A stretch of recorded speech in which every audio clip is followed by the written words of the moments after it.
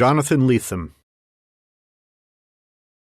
Jonathan Lethem is legendary among his fellow writers for his voracious reading and also his prodigious habit as a book collector. After dropping out of Bennington College, where his classmates included Donna Tartt and Bret Easton Ellis, following his freshman year, he continued his education and fed his acquisitive hobby by working in the used bookstores in Berkeley, California. There, he read everyone from Asimov to Zweig and began developing his own unique literary style, a blend of high art cut with a pulpy sensibility that has defined his career as one of America's most acclaimed genre blenders. A writer whose highbrow stew freely mixes in ingredients from sci-fi, mysteries, film noir, rock and roll, comic books, screwball comedy, you name it. He was born in Brooklyn in 1964, the son of Richard Lethem, an avant-garde painter, and Judith Frank Lethem, a political activist, who divorced when Jonathan and his two siblings were still young. Judith's death, when Jonathan was 13, created a void that has shaped his world and, inevitably, his work. As he told journalist Jackie McGlone in 2007, "My books all have this giant, howling, missing center. Language has disappeared, or someone has vanished, or memory has gone." That absence is felt most famously in Motherless Brooklyn, about an orphaned, Tourette's-afflicted private detective, and The Fortress of Solitude, about the friendship between two motherless teens.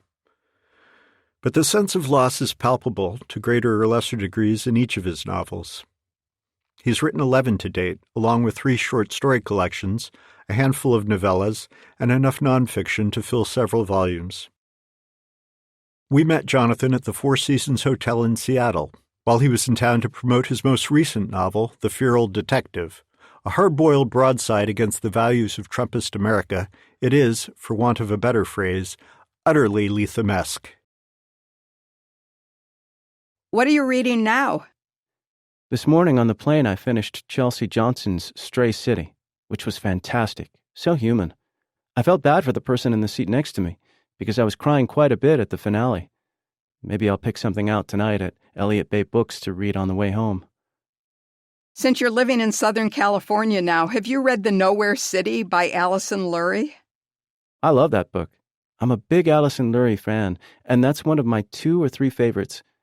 I always feel like it's a bittersweet thing when you say that some living writer is unappreciated, but I think she is. I think she's a treasure, a writer who does the novel in such a pure sense. In some ways, she's more like an English writer.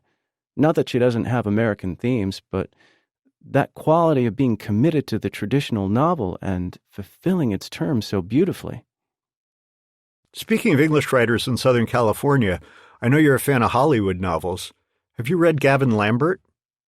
Oh, yeah. The Slide Area, which is a book of interconnected short stories. There actually are a lot of good Hollywood novels. It's a substantial genre. Do you have a favorite other than the obvious choice, The Day of the Locust by Nathaniel West?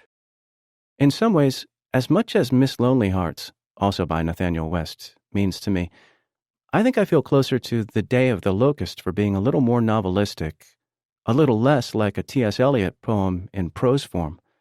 I also really like Don Carpenter's Turnaround. He has 3 Hollywood novels, but I think Turnaround's the best one. Also, his final novel to be published, Fridays at Enrico's, which I had a hand in helping finish, is partly a Hollywood novel. Carpenter specialized in portraying development, the producer and writer tandem, working together and trying to make something happen. There's a really good Hollywood novella hidden inside the sprawl of Fridays at Enrico's. As with a lot of his things, he doesn't write about the myth. He writes about the reality of California or the West, and he does the same thing with the film industry.